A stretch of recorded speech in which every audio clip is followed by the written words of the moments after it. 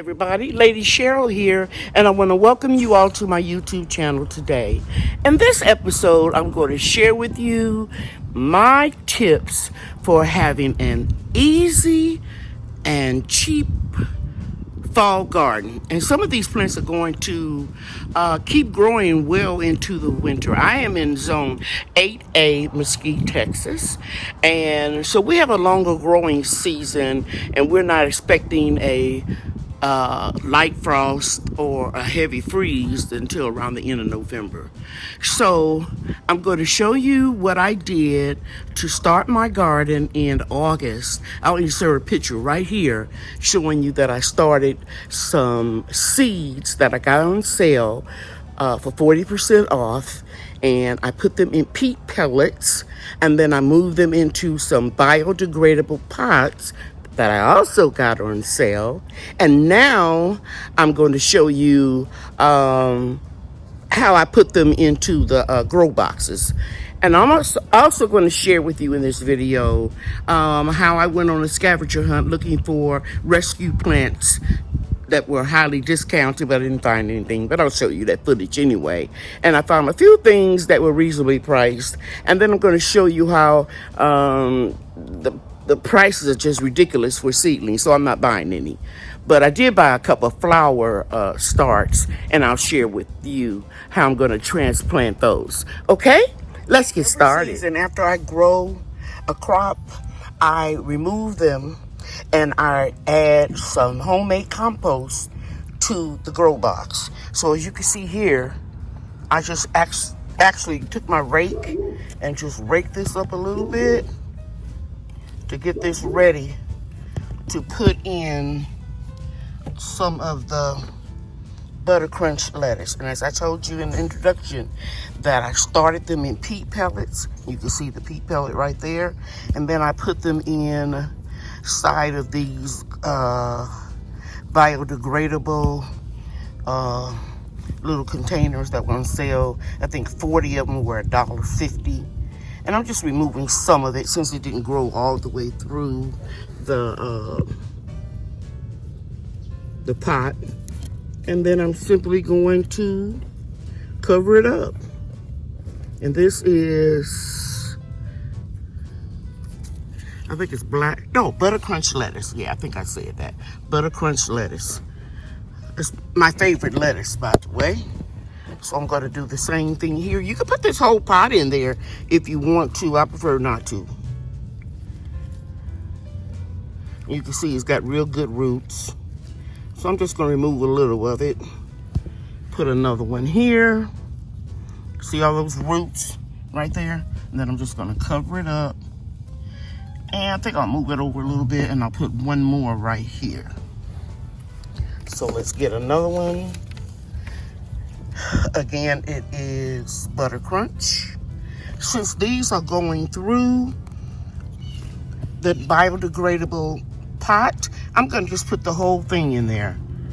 And this video will serve as documentation which ones I let the pots stay in and which ones I did not. What's that? Okay, so let's do a couple more, 3 more, and then I'll switch it up and put something else. As you can see, the ground is very, very moist. The soil is very moist. So we're gonna put one here,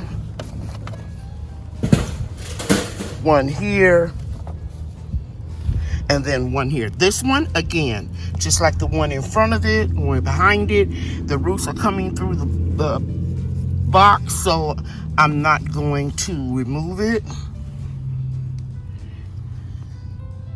And these two, I don't see any roots, so I'm going to pull a little of this compostable material off and just put it in there. And this will go into my compost. I haven't moved my big compost bin over from the my investment property yet, so I'm just composting either in place or in a tub. So we'll sit that in there, and then we'll put some soil all around it. Did you see that? I think that's a better view. Do the same thing here. Okay, then I press down on all of them so I don't get any root rot. And then I'll continue planting this grow box out, and I'll come back when I'm finished. Okay guys, I'm finished with this grow box, and what I did was I put Ford Hook Swiss chard, that's the buttercrunch lettuce. I put one here, 3, 4, 5. They will grow real tall, and it will shade the buttercrunch lettuce that's a little bit more delicate. And these will be here much longer. The Swiss chard can tolerate colder temperatures. So what I'll do is once the buttercrunch lettuce start bolting, then I'll just pop in some other seeds here, probably like radish, something that will only take about 25 to 30 days to grow. But that's cool. One box down, several more. Okay, in this box, I transplanted my Georgia collard greens, and I want to bring to your attention that these zinnias, once the temperature reaches 32 degrees Fahrenheit, which is freezing, they will die off. And so it might look like the collard greens are a little congested, but they'll have plenty of room once I pull up the zinnias. And this one, I don't know what it is. I lost the label on it, so I'm just going to put it right here. And it'll be our little mystery plant. And I'll share with you guys what it is later. Now, over in this box, I transplanted more lettuce toward the back and the bigger plant, which is broccoli, toward the front. And then I'll just sprinkle some broccoli seeds or beets or whatever when the lettuce starts to bolt. So that is 1, 2, 3 planters done. And over here with my golden beets, I had one more collard. Actually, it's 2 here. I may divide them up later. I didn't want to do it right now, and we'll see what happens. So I'm going to put something in the back of here, and then I will plant next this planter here. I'll come back and show you what I'm going to put in there. Isn't that pretty? Beautiful marigolds, beautiful rutabaga. This was a strawberry plant, I know, because I have this rock here, and this is what I put in the planters to deter the birds. If they peck on this when it is, before the strawberries get ripe, they'll hurt themselves and they won't come back. So I'm going to rake this all up and then plant some goodies in here. And a little bit back there. In the strawberry box, I planted some spinach.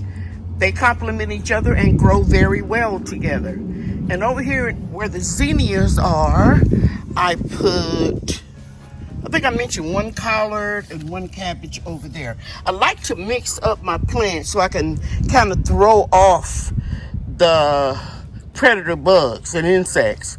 For example, marigolds repel insects as well as this society garlic.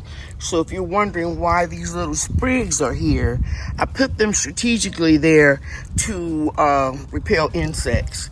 And then I put some the broccoli over there, cabbage over here, collards, and I believe that's a curly mustard right over there.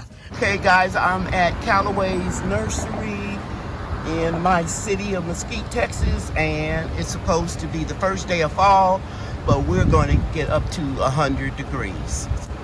I'm only looking for flowers, and I may just go and see what they're charging for vegetable starts, but I'm not buying. Let's go inside and see what they have on sale. This is my pansies and my dianthus burned up, and it's a nice price for $2.49 for the dianthus. I'm gonna get a couple. Well, actually, I'm gonna get 4. And now I'm gonna go look at the. It's a good price on the pansies. They are $1.99, so I'm gonna get 4 of those as well. I like the solid colors, so I'm gonna get purple, and it has a little dot of yellow here, and then I'll get the solid yellow. I'm gonna pick up 2 Cora Cascade Vinca. Since they're only $1.99, I'm gonna get this little pink one, and then I'll get one of these vivid purplish red colors. I'm still in Callaway's nursery. I want to show you the few starts that they have. I'm just curious and want to look. But there's no way in the world I'm paying $3.99 for one cauliflower. They have lost their mind. So we'll pass these up. I was just curious as to what people were selling everything for. I know it. Everything's gone up. The diameters are $2.49. $2.49. Yeah. That's everything is high. It is. It's amazing how much it's gone up. Yeah. I don't think it's all inflation. I think some people are price gouging. I think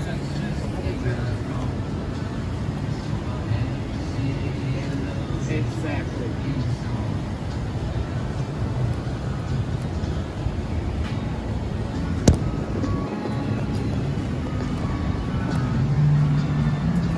Okay, guys, I'm in Lowe's, and they have a 3-pack of Mums on sale. It looks like a 5-inch pot here, and they were $7.98. They're on sale for $5, so I'm gonna get a couple of them, and then I'll look at the clearance rack and make sure that there's nothing else on sale before I leave.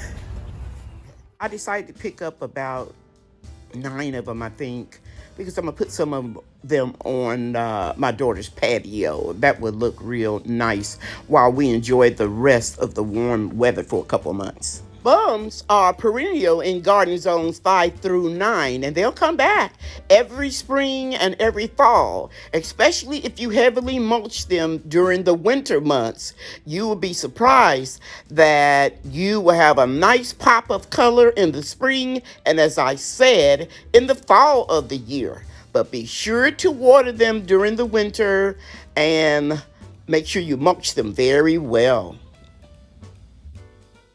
I recommend getting the plants that the flowers haven't opened up yet, and that way I'll have the opportunity to enjoy them longer instead of buying a plant that's in full bloom. So I'm back in the clearance section of Lowe's, and usually they'll have some pretty decent plants discounted. They're usually on life support, but these are mostly do not resuscitate. They can go straight to the compost. There are a couple of them over here that look like they may be worth trying to save 50% off, but it's not worth it. That would be about $8. So we're gonna pass up the clearance section. It's the first time I've been here all summer. They don't have too much. I'm gonna stop for today. I'm getting a little winded, and I have learned to listen to my body, and I'm gonna take me a nap, and I'll probably come back out and plant some more stuff this afternoon, and that will be in part 2 of the video. But here are marigolds. We have a loquat baby tree. We have marigolds to disguise the scent of the rutabagas, and over here we have cabbage, spinach and strawberries, beets, zinnia, and collard greens. We have lettuce over here with collard greens and marigolds and society garlic. Over here we have broccoli and society garlic and marigolds. And over here was the first one I planted. These are the buttercrunch lettuce as well as Swiss chard. Now, I asked you guys in one of my videos, what did you all think about how I could use these hanging baskets? Hanging baskets. I've had them a long time. They do very well in the extreme heat here in Texas, as well as the cold. And my YouTube daughter, Zakia, recommended hanging them on the grow boxes. Now, of course, this is, light because I don't have the soil and everything in here. Just some clips and miscellaneous stuff. I'm going to show you in part 2 of this video. I'm going to fill it up, put some little seedlings in it, maybe tape this here from the inside and the outside to keep it stable. And I think it's going to work. And if that's the case, I have 12 of the grow boxes and 12 baskets. So we'll see. Okay, guys, if you have any questions about anything in this video, you can leave it in the comments, or you can wait until I have my weekly live chat every Monday night at 7 p.m. Central Time, and I can answer your questions then. Thank you so much for watching. Take care, everybody. Bye now. Bria and I are getting this order ready so that we can ship it. And we always take pride in our orders. Right, Bria? Yes. Okay.